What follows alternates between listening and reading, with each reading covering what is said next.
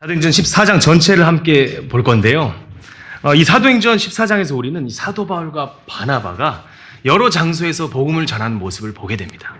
그리고 또 이 복음을 전하면서 여러 가지 어려움에 처하는 모습도 보게 됩니다. 14장에 오신 줄로 믿고요. 그런데 여기 14장에서 바울과 바나바가 여러분 어려움 가운데서도 이 고난 속에서도 멈추지 않고 계속해서 복음을 전하는 이 모습이 굉장히 놀랍습니다. 그래서 이 14장을 전체를 함께 볼 건데요. 지금은 성도님들과 제가 1절, 19절, 그리고 27절만 함께 보겠습니다. 제가 읽겠습니다. 1절을 제가 읽겠습니다. 또 이고니움에서 이 일이 일어났으니 곧 그들 두 사람이 함께 유대인들의 회당으로 들어가 그와 같이 말하니 유대인들과 그리스인들 중에 큰 무리가 믿더라. 여기서 보면 이제 성도님들 바울과 바나바가 유대인들의 회당에서 복음을 전했고 또 많은 사람들이 이 복음을 듣고 예수님을 자신의 구원자와 주님으로 모신 것을 우리가 보게 됩니다. 그렇죠? 이게 정말 귀한 일입니다. 그래서 바울과 바나바가 굉장히 하나님께 큰 감사가 됐을 거예요. 그런데 우리가 알고 있는 사실이 있습니다. 복음이 전해지려는 곳에는 항상 핍박과 방해가 있다는 것입니다. 그거를 우리가 19절에서 보게 됩니다. 19절에 여기 제가 한번 읽겠습니다. 또 어떤 유대인들이 안디옥과 이고니움에서 거기로 와서 백성을 설득하여 바울을 돌로 치고는 죽은 줄로 생각하여 그를 도시 밖으로 끌어내더라. 바울은 자신이 복음을 전했던 지역 사람들에게 쫓기다가 돌에 맞게 됐습니다. 몸과 마음이 굉장히 힘든 상황에 처했습니다. 심각한 어려움 가운데 있습니다. 그런데 여러분 우리가 다음 읽을 이 9절에 보면요. 사도 바울과 바나바는 더 이상 쓰러져 있지 않습니다. 27절 함께 보시죠. 27절을 제가 읽겠습니다. 그들이 그곳에 이르렀을 때 교회를 함께 모으고 하나님께서 자기들과 함께 행하신 모든 것과 그분께서 이방인들에게 어떻게 믿음의 문을 열어주셨는지를 자세히 들려주었더라. 아멘. 우리가 지금 14장에 있는 내용을 모두 보진 않았어요. 하지만 이 지금 14장에서 바울과 바나바에게 무슨 일이 일어나는지 적어도 어느 정도는 파악을 할 수 있게 됐습니다. 그렇죠? 그래서 우리가 오늘 함께 볼 내용은 이겁니다. 이 본문의 말씀을 통해서 이 사도 바울과 바나바의 모습을 통해서 하나님께서 원하시는 전도자의 모습이 무엇인지 그리고 우리가 같은 전도자로서 우리 자신을 어떻게 준비할 수 있는지 함께 알아보려고 합니다. 성도님들 오늘 말씀의 제목이 이것입니다. 바울과 바나바가 보여준 전도 이렇게 되겠습니다. 여러분 이 복음을 전하는 거, 이 선교, 이 전도는 하나님께서 우리에게 주신 가장 중요한 명령 중 하나입니다.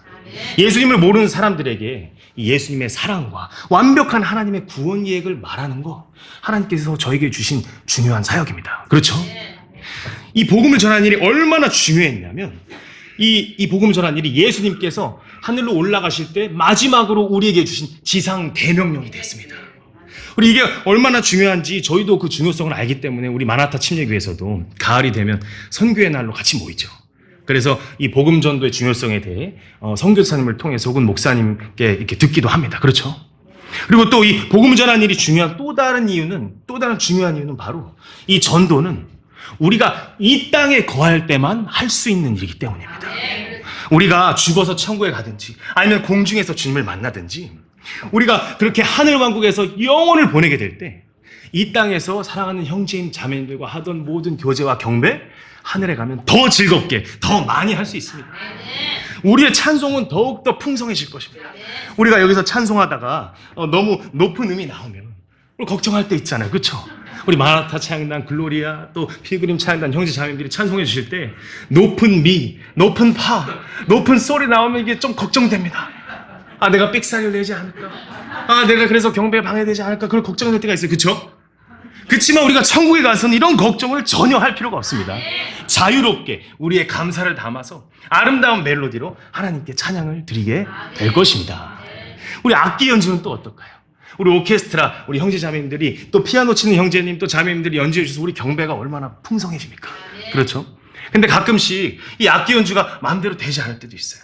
손가락이 따라오지 않을 때도 있고요. 또 연습을 많이 했는데 tuk주하다가 실수가 나와서 등에 식은땀이 날 때도 있습니다. 그렇죠? 그런데 저 천국에 가면요 전혀 이런 걱정을 할 필요가 없어요. 왜냐하면 우리가 거기서 하나님께 경배드리기 위해 영원히 연습할 수 있기 때문입니다.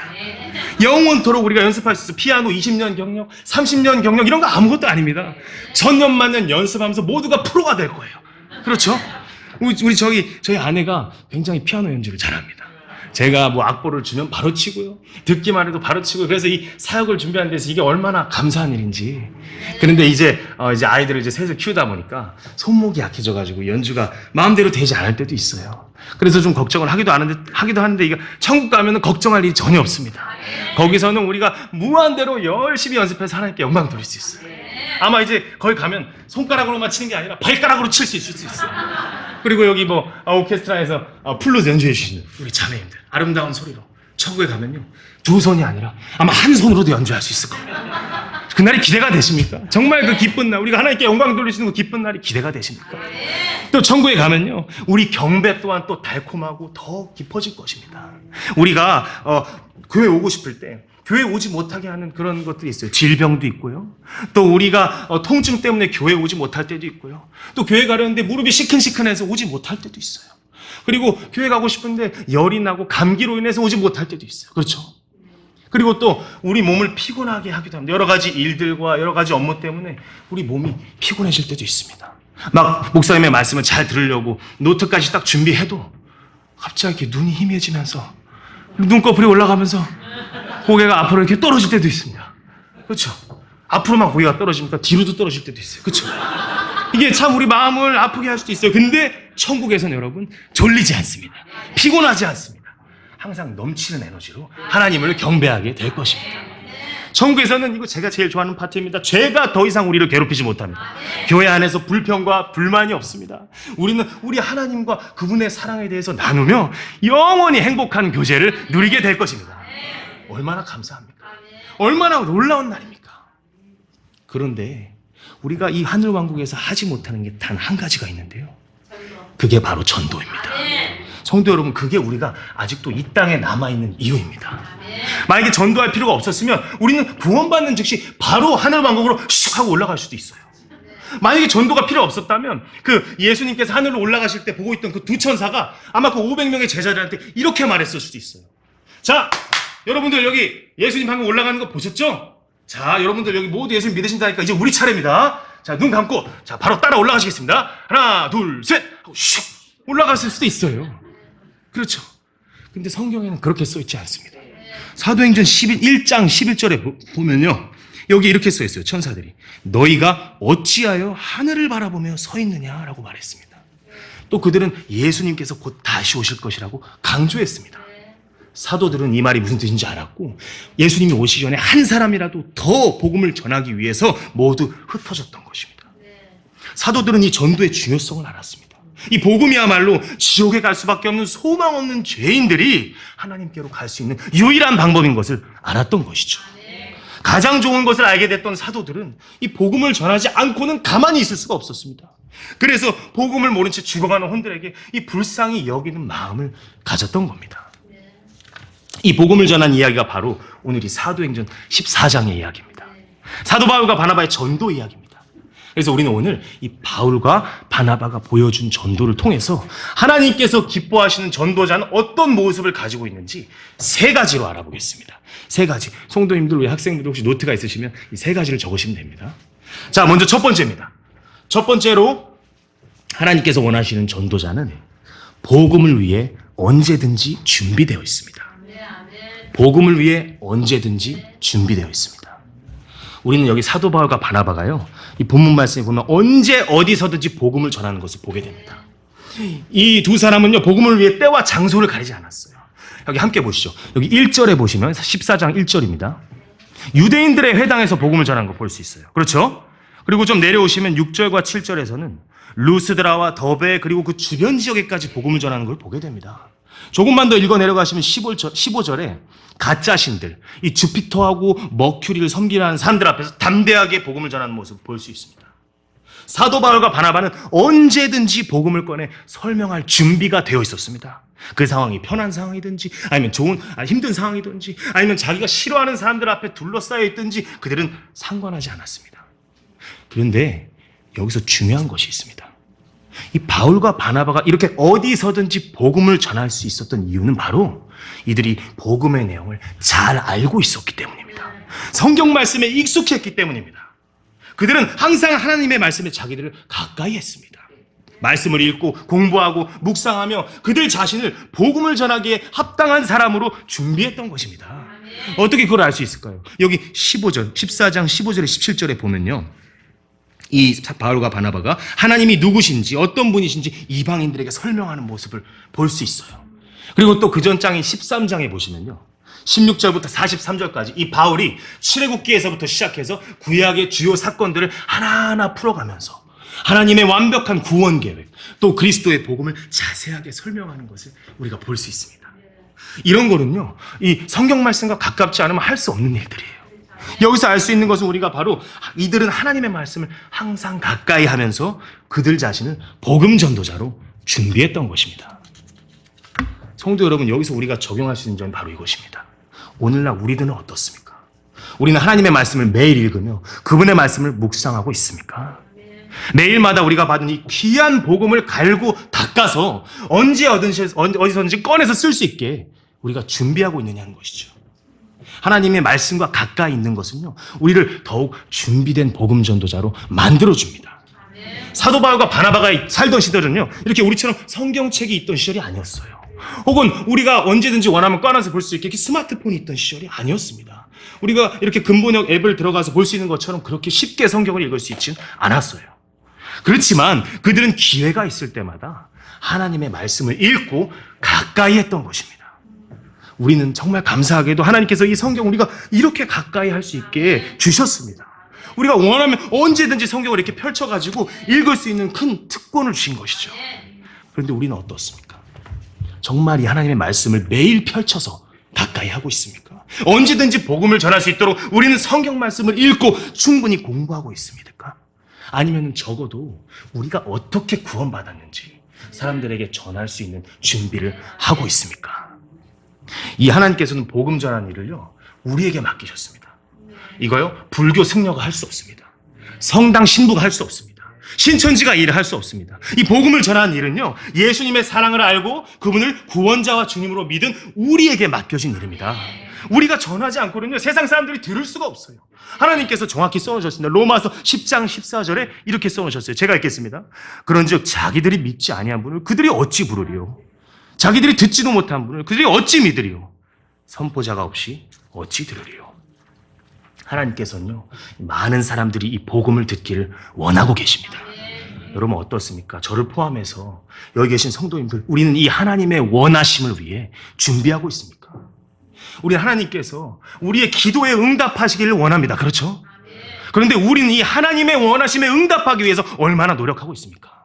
하나님의 원하심이 바로 이겁니다. 요한복음 6장 40절. 나를 보내신 그분의 뜻은 이것이니 곧 아들을 믿고 그를 믿는 자마다 영존하는 생명을 얻는 것이니라. 이 성경을 읽는 것은요, 우리가 복음 전파에 더 준비되게 할 것입니다. 성경 읽는 것을 통해 우리는 죄인들을 향한 하나님의 사랑을 더 알 수 있게 될 것입니다. 성경 읽는 것을 통해 우리는 하나님께서 이 이뤄진 혼들이 자기에게 가까이 오기를, 돌아오기를 얼마나 기다리시는지 다시금 기억하게 될 것입니다. 여러분, 우리가 더 많은 혼들을 이겨오기 위해서, 그들에게 복음을 전하기 위해서 가장 좋은 방법은 바로 이 생명의 말씀과 가까워지는 것입니다. 두 번째로요, 하나님께서 원하시는 전도자는 두 번째로 복음을 위해 다시 일어섭니다. 복음을 위해 다시 일어섭니다. 여기 본문 말씀 14장에 보시면요, 사도 바울과 바나바가 수많은 핍박과 고난 중에 있는 것을 우리가 볼 수 있어요. 우리가 인생을 살면서 하나도 걱정해도 되지 않는, 하나도 걱정할 필요 없는 모든 고난 하나하나를 이 14장 안에서 다 겪었어요. 얼마나 힘들겠습니까? 얼마나 마음이 지쳤겠습니까? 그런데 저를 놀라게 하는 것이 바로 이것인데요, 이 수많은 어려움이 여기에 있었는데도 이들의 슬픔이나 낙담이나 불평하는 거요, 14장 어디에도 찾아볼 수가 없어요. 오히려 그들은요, 고난이 있은 뒤에 항상 다시 일어섰습니다. 저와 함께 이제 성경을 하나씩 보시겠습니다. 14장 2절입니다. 14장 2절. 2절에서 그들이 유대인들과 이방인들에게 비방받는 모습을 볼 수 있어요. 손가락질 받는 겁니다. 복음을 전했기 때문에 사람들이 그들을 대적하고 있는 거예요. 그런데 3절을 보시죠. 3절은 그들이 비방을 받았다고 해서 슬퍼하고 멈추지 않았습니다. 오히려 3절에 뭐라고 써있냐면요, 주 안에서 담대히 말하니 라고 적혀 있습니다. 그래서 4절에서는 감사하게도 그로 인해서 복음을 받아들인 사람이 생깁니다. 그런데 5절에서 또 고난이 찾아옵니다. 사람들이 바울과 바나바를 돌로 치려고 달려들었어요. 이쯤 되면 우리는 겁을 먹고 이제 복음을 중단할 수도 있습니다. 그렇죠? 우리가 이제 성경을 읽다가 또 6절을 봅니다. 6절에 보시면요. 그들이 루스드라로 도망하는 것을 볼 수 있어요. 그렇죠? 그래서 우리가 이거 보면서 그래. 맞아. 이게 복음 전하는 게 참 중요하긴 한데 그래도 안전이 최우선이지. 바울, 바나바 정말 잘했어요. 아무도 당신들한테 뭐라고 안 해. 이제 가서 좀 쉬세요. 그렇게 생각할 수도 있어요. 그렇죠? 그런데 우리가 앞으로 읽을 7절은요. 놀랍게도 저희의 상식을 한 번 더 뒤집습니다. 바울과 바나바가 도망간 그곳에서 뭘 했다고 적혀 있는지 저희 7절을 한번 같이 읽어보시겠습니다. 시작. 거기에서 복음을 선포하였더라. 아멘. 바울과 바나바는 멈추지 않았습니다. 그들은 계속해서 이 복음의 씨앗을 심은 것입니다. 결국에 이렇게 멈추지 않았던 그들은요. 19절에서 유대인들에 의해서 돌에 맞게 됩니다. 여기를 읽으면서 또 우리 생각할 수도 있어요. 야, 그렇게 내가 이 안전이 제일 중요하다니까. 끝났어. 이제 이거 가망이 없네. 이렇게 생각할 수도 있습니다. 그렇죠? 그런데 여러분 여기서 놀라운 일이 다시 한번 일어납니다. 20절에 우리는 복음을 위해 다시 일어서는 바울을 볼 수 있습니다. 20절 함께 읽으시겠습니다. 시작. 그러나 제자들이 그를 둘러섰을 때 그가 일어나 그 도시로 들어갔다가 이튿날 바나바와 함께 더베로 떠나더라. 바울과 바나바는요 일어서서 또 복음을 전했습니다. 그런데 성도 여러분, 제가 제일 좋아하는 부분이 이제 여기서 나옵니다. 저를 항상 놀라게 하는 부분인데요. 21절을 함께 읽으시겠습니다. 시작. 그리고 그들이 복음을 그 도시에 선포하고 많은 사람을 가르치고 다시 루스드라와 이고니움과 안디옥으로 돌아가서 여러분 이 이고니움과 안디옥이 어딘지 기억하십니까? 여기가 어디냐면요. 19절에서 사도 바울을 돌로 친 사람들이 거주하는 이 본거지가 이고니움이에요. 자기를 죽이기까지 싫어하는 사람들이 득실거리는 곳이 이고니움인 것이죠. 이게 저였으면요. 저를 비방하고 저를 쫓고 저를 돌로 치고 저를 질질 끌어서 도시 밖으로 내팽겨친 이런 사람들이 사는 이 도시에 저는요. 트라우마가 생겨서 다시 못 갈 것 같거든요. 무서워서. 그런데 바울과 바나바는요. 복음을 위해 절대로 포기하지 않았던 것입니다. 그들은 이 예수님의 사랑을 전하는 일을요. 어려움 때문에 멈추지 않았던 것이죠. 그들은 고난 뒤에 항상 다시 일어섰습니다. 이게 바로 우리가 배울 수 있는 두 번째입니다. 바울과 바나바의 포기하지 않는 마음입니다. 다시 일어서는 마음인 것입니다. 복음의 선포를 무엇보다 중요하게 생각하는 마음, 어려움과 역경 안에서도 복음을 위해서라면 언제든지 다시 일어설 수 있는 마음. 여러분 복음을 전하다 보면 여러 가지 어려움이 닥칠 수 있어요. 우리 학생분들, 친구들에게 교실에서나 학교에서 혹은 놀다가 복음을 전하려고 하면요. 친구들이 갑자기 저희를 이상하게 볼 수도 있어요. 저희를 갑자기 비웃을 수도 있어요. 그 다음날 학교에 갔는데 우리를 예수쟁이라고 놀릴 수도 있어요. 사회에서 예수님 기쁘시게 하려고 살다 보면요. 점점 소외를 당하기도 합니다. 그리고 말도 안 되는 정말 이유도 없는 비방을 받기도 합니다. 예술회관이나 올리브백화점에서요. 전도지를 나눠주면 다양한 이야기를 듣습니다. 가서 이제 안녕하세요 선생님 예수님에 대한 전도지입니다. 한번 읽어보시겠어요? 이렇게 말했을 때 그냥 애초 이렇게 하고 가시는 분들도 있어요. 그래서 뭐 오늘은 아닌가 보다 하고 가려고 하는데 저를 다시 부릅니다. 젊은 청년 이리 와봐요. 제가 가요. 선생님 제가 도와드릴 게 있을까요? 그러면 여기 보세요. 여기 사람들이 이렇게 돌아다니고 이렇게 분주하게 다니는데 왜 이렇게 돌아다니는지 알아요? 다 자기 가족들 먹이겠다고 열심히 살고 있는데 왜 방해해요? 그리고 청년도 말이야. 이거 전도식 나눠주는 거 이런 거 말고 좀 더 뭐 생산적인 일을 하는 거 어때? 이런 얘기를 들을 때도 있어요. 전도하다가 비방을 받을 때도 있습니다. 그리고 또 방해를 받을 때도 있어요. 최근에 이제 저희 장모님께서 세원이하고 같이 중앙공원으로 전도를 나가셨어요. 그래서 전도실에 이렇게 나눠주시고 계신데 어떤 아저씨가 이렇게 터벅터벅 걸어오셔가지고 이거 이렇게 추운 날씨고 애들 데리고 조그만 애들 이거 이렇게 전도지고 포교할 때 이거 아이들 이거 이렇게 하는 거 불법 아니에요? 그러니까 저희 장모님께서 이게 우리 애인데요? 그러셨어요. 그러니까 저희 아저씨가 무슨 우리 애 얘 엄마라도 돼요? 그러니까 저희 장모님이 제가 얘 할머니인데요? 그 아저씨가 그분이 할머니 해가지고 그냥 갈 길 가셨다. 이런 일을 우리가 겪을 수도 있어요. 복음을 전하려고 할 때 이런 다양한 어려움이 있을 수 있습니다. 그리고 그것이 저희를 낙심되게 할 수도 있는 것이죠. 저희가 가족들에게 복음을 전하려고 할 때 어떤가요? 정말 쉽지 않습니다. 그렇죠? 우리가 가족들에게 복음을 전해보고 또 가족들의 구원을 위해 기도도 많이 해보지만 전혀 변화가 없는 가족이나 친척으로 인해서 우리가 낙담하면서 이렇게 생각할 수도 있어요. 우리 삼촌? 안 돼. 많이 시간이 지났어. 안 돼. 저희 남편이요? 제가 이 남편 위해서 얼마나 오랫동안 기도했는지 알아요? 제가 기도한 지 수십 년이 다 됐어요. 이 사람이 바뀌려면 진즉 바뀌었지. 안 돼. 저희 아들이요? 제가 얘 어렸을 때부터 교회 주일학교 예배 하나도 안 빠지고 밥 먹을 때마다 예수님 알려주고 얼마나 했는데 얘요? 이미 바뀌려면 진즉 바뀌었지. 얘 안 돼요. 이런 생각이 우리를 들면서 우리가 낙심될 때도 있어요. 그런데 성도 여러분, 이런 생각이 들 때 우리가 기억해야 하는 것은 바로 이 바울과 바나바의 다시 일어서는 마음입니다. 그들이 그랬던 것처럼 우리 또한 복음을 위해 다시 일어서서 계속해서 예수님의 사랑을 전하고 이 사랑하는 사람들이, 이 믿지 않는 사람들이 예수님의 사랑을 깨닫고 구원받을 수 있도록 기도하는 것을 멈추지 말아야 합니다. 전혀 변하지 않을 것 같은 가족들과 세상과 마귀가 주는 시련들로 인해 우리가 위축될 수도 있어요. 하지만 우리 다시 일어서서 포기하지 않고 복음을 위해 전진해야 합니다. 우리는 충분히 그렇게 할 수 있어요. 어떻게 그게 가능할까요? 왜냐면 바로 우리도 그렇게 구원을 받았기 때문입니다. 우리도 하나님께서 우리를 끝까지 포기하지 않으셨기 때문에 구원을 받을 수 있었습니다. 그렇지 않습니까? 저는 하나님께 정말 감사해요. 여기 계신 성도님들 중에 나는 하나님께서 나를 끝까지 기다려주시고 구원의 기회를 주셔서 정말 감사하다 하신 분 한번 손들어 보시겠습니까? 감사합니다. 정말 감사하지 않습니까?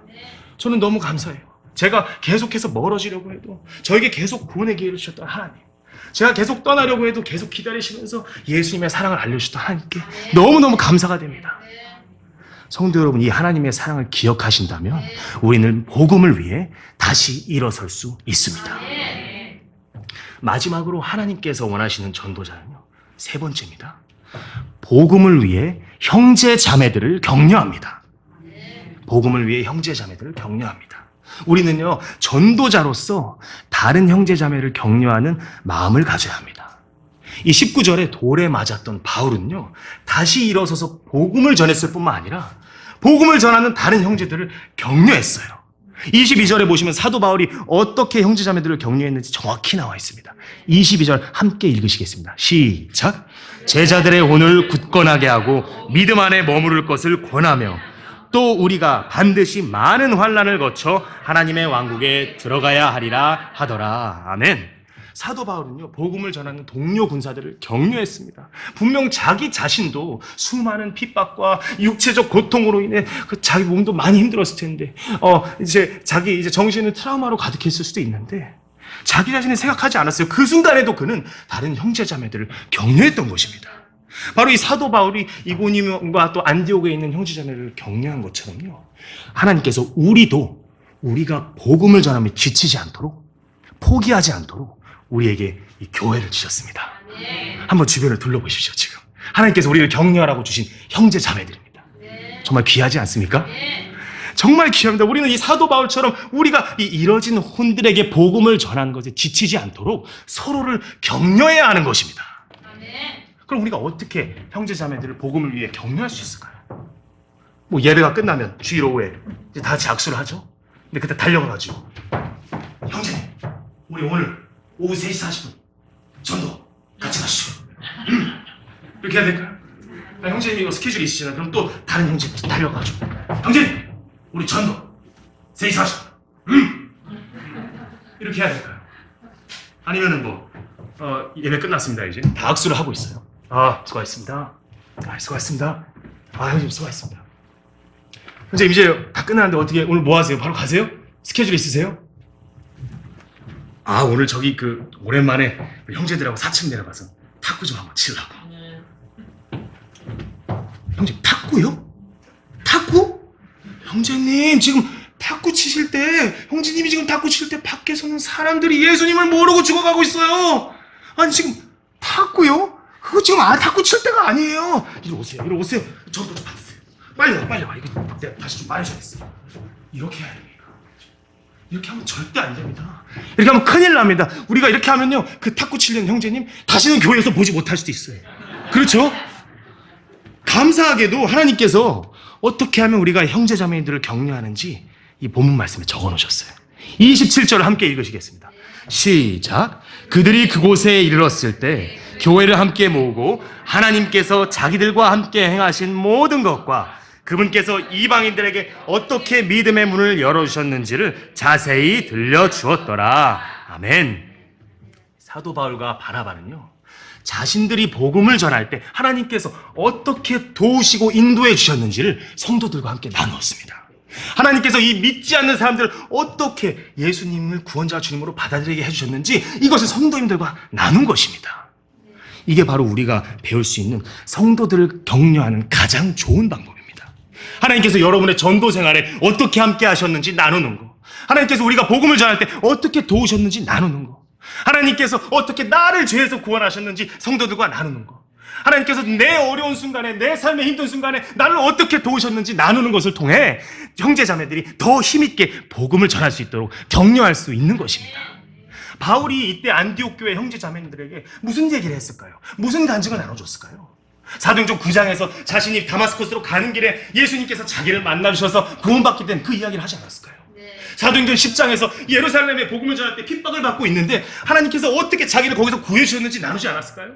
그리고 자기가 계속해서 이방인들에게 복음을 전할 때 어떻게 하나님께서 이방인들의 마음을 놀랍게 변화시켜 주셨는지 그걸 나누지 않았을까요?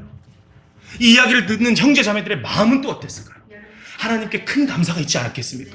이 말을 들으면서 그래, 맞아, 나도 하나님께서 내가 복음을 전해야 할 때 사도 바울을 도우신 것처럼 나도 도우실 수 있을 거야. 복음을 전하자, 다시 준비하자, 이런 마음을 갖지 않았을까요? 우리 또한 마찬가지입니다.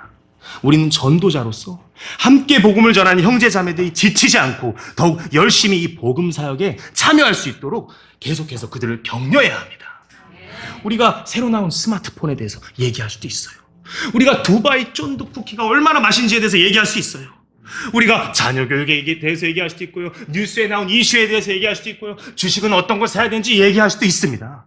그러나 성도 여러분, 저희가 전도자의 마음을 정말 가지고 있다면 우리를 가장 즐겁게, 우리를 가장 힘이 나게 하는 이야기는 바로 이 예수 그리스도의 복음이어야 하는 것입니다. 성경 말씀은 오늘 바울과 바나바의 전도를 통해서 우리가 전도자로서 어떤 마음을 가져야 할지 정확히 보여주고 있습니다. 여러분, 우리는 복음을 전하는 일에 어떠한 마음을 가지고 있습니까? 우리는 언제 어디서나 복음을 전할 수 있도록 성경 말씀을 가까이 하고 있습니까? 우리는 어떤 어려움이 다가와도 복음을 위해 다시 사도 바울처럼 다시 일어설 준비가 되어 있습니까? 우리는 주님께서 오시기 전까지 더 많은 사람들이 복음을 들을 수 있도록 다른 전도자들을 격려하고 있습니까? 사도 바울의 이 복음을 위한 마음은 사도행전 20장 24절에 정확히 드러나 있습니다. 제가 읽어드리겠습니다. 그러나 이 일들 중에 어떤 것도 나를 움직이지 못하고 나의 달려갈 길과 주 예수님께 받은 사역 곧 하나님의 은혜의 복음을 증언하는 일을 기쁨으로 끝마치기 위해서라면 나는 내 생명을 조금도 소중하게 여기지 않노라. 아멘. 여러분, 이 사도 바울이 가진 이 전도에 대한 이 열정이 우리 안에도 있습니까? 전도하는 것이 어려울 수도 있습니다. 수많은 핍박과 고난으로 우리 마음이 힘들 수도 있습니다. 또한 지금 당장 결과물이 없어서 열매가 보이지 않아서 그것 때문에 우리가 낙심될 수도 있습니다. 하지만 여러분, 기억하십시오. 하나님께서는요, 자신의 선하심 가운데 놀라운 일들을 하실 수 있습니다. 호주의 수도 시드니에 조지 스트리트라는 거리가 있습니다. 이 거리에서 굉장히 번화가예요. 쇼핑도 할 수 있고 그리고 굉장히 많은 사람들이 다니는 큰 길인데 여기에서 매일 10명의 사람들에게 복음을 전한 노인이 있습니다. 이 노인은 늦은 나이에 예수님을 구원자 주님으로 믿게 됐어요. 그것이 너무나도 귀하고 감사해서 이 노인은 하나님께 기도하면서 약속했습니다. 하나님, 제가 말을 잘하거나 외향적인 사람은 아니지만 그래도 하나님께서 도와주신다면 매일 10명의 사람에게 복음을 전하겠습니다. 그래서 그 노인은 그대로 했습니다. 매일 10명의 사람에게 복음을 전했던 것이죠. 이 노인이 한 방법은 아주 단순했어요. 처음으로 선생님 구원받으셨습니까? 물어보고 선생님 오늘 죽어도 천국에 갈 수 있는 확신이 있으십니까? 하고 물어봤습니다. 그리고 예수님에 대한 전도지를 나눠주었습니다. 그렇게 이 노인은 매일 10명에게 40년 동안 이 일을 반복했습니다. 근데 이 노인을 슬프게 한 것이 있었어요. 많은 사람들이 전도지를 무시하고 가고요. 또 어떤 사람들은 전도지를 받자마자 땅에 그것을 내려치기도 했어요. 이 노인을 가장 슬프게 한 것은 이 40년을 계속 전도하는 동안 아무도 예수님을 구원자와 주님으로 믿었다는 말을 듣지 못한 것입니다. 사람들이 보기에는 이 일이 정말 쓸모없고 시간 낭비처럼 보일 수 있어요. 그런데 여러분, 하나님의 놀라운 일은 지금부터가 시작이었습니다. 영국의 남부의 한 목사님이 말씀을 마치시고 이제 기도하고 모임을 끝내려고 하셨어요. 그런데 한 남자가 뒤에서 손을 들더니 목사님, 제가 구원 간증을 해도 괜찮을까요? 이렇게 말한 거예요. 목사님은 그래서 3분 정도로 끝내달라고 요청하고 그 남자분을 앞으로 불렀습니다. 그 남자분이 얘기합니다. 제가요 시드니에 가족들을 좀 방문하러 가게 됐는데 거기서 가족들과 시간을 보냈는데 웬 노인이 저에게 오는 겁니다. 근데 그 노인이 저에게 선생님 구원 받으셨습니까? 오늘 죽어도 천국에 갈 수 있는 확신이 있습니까? 라고 물어보는 거예요. 근데 저는 그때 너무 바빠서 그냥 전도지만 받았거든요. 그런데 그 질문이 계속해서 제 머리를 맴도는 겁니다. 저는 이 질문이 어떻게 내가 해답을 얻을 수 있는지 알기 원해서 제 교회 다니는 친구에게 물어봤습니다. 그리고 그 교회 다니는 친구가 제게 예수님의 사랑을 전해주었습니다. 그래서 저는 이 예수님을 제 구원자와 주님으로 믿고 오늘 교회에 나오게 된 것입니다. 이 목사님은 너무나 감사했어요. 몇 주 뒤에 이 영국 목사님이 호주로 이 말씀 집회를 인도하러 갔습니다. 말씀 집회를 인도하고 나서 이제 교회를 떠나려고 하는데 한 자매님이 목사님에게 상담을 요청했어요. 목사님은 이렇게 상담을 하면서 그 자매에게 어떻게 구원받았는지 물어봤어요.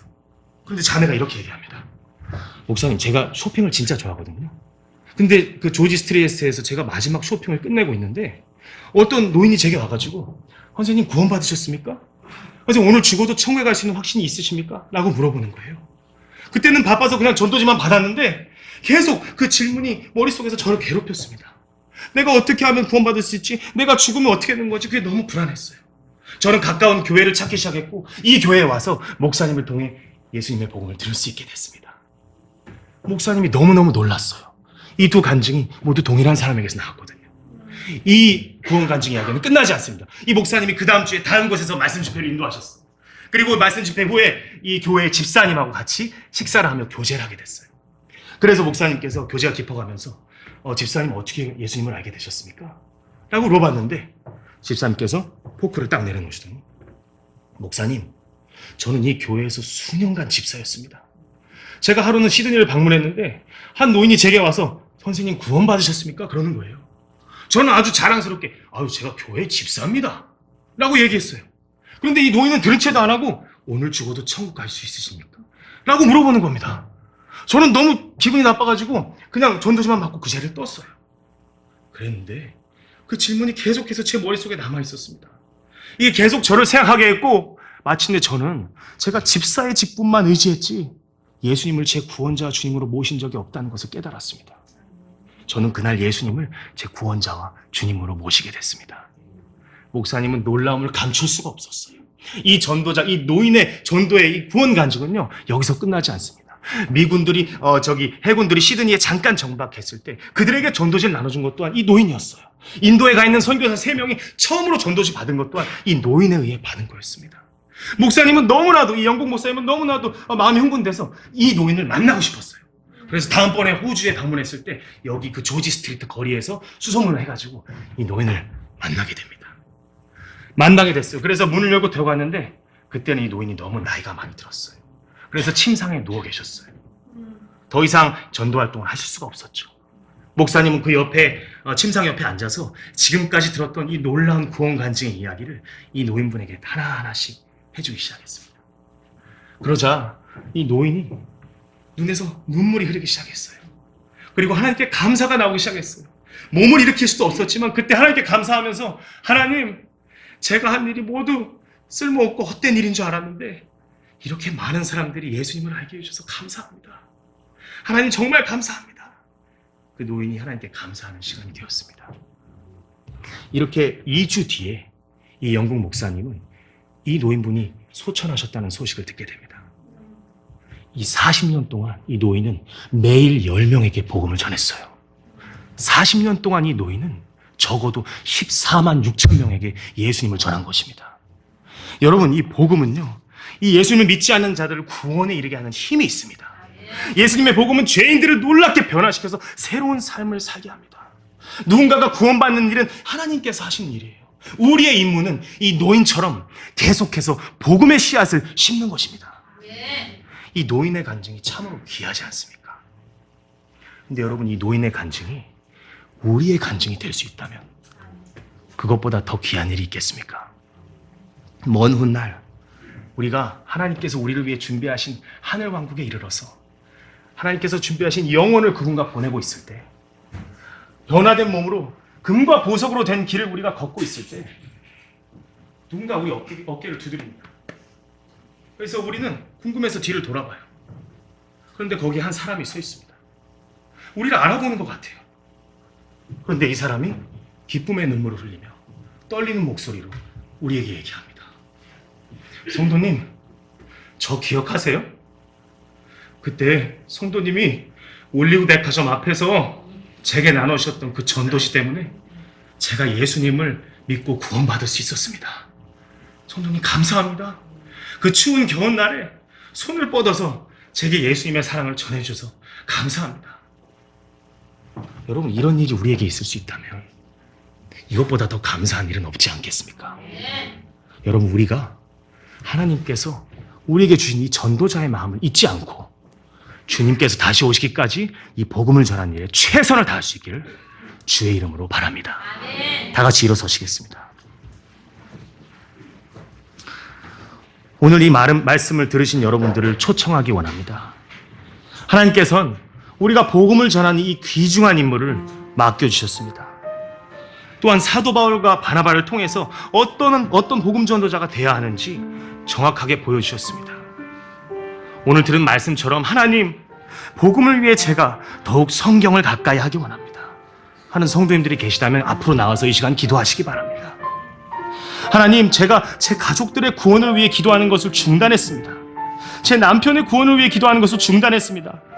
그러나 오늘 말씀처럼 다시 일어서기 원합니다. 계속해서 복음 전하는 일에 열심을 다하기 원합니다 하시는 분들은 앞으로 나와서 주님께 기도하시기 바랍니다. 또 하나님, 이제는 제가 불평과 불만이 아니라 하나님께서 제 삶 가운데 보여주신 놀라운 일들을 성도들과 나누며 더욱 그들을 격려하기 원합니다 하시는 분이 계시다면 오늘 이 시간 앞으로 나와서 하나님께 기도하시기 바랍니다.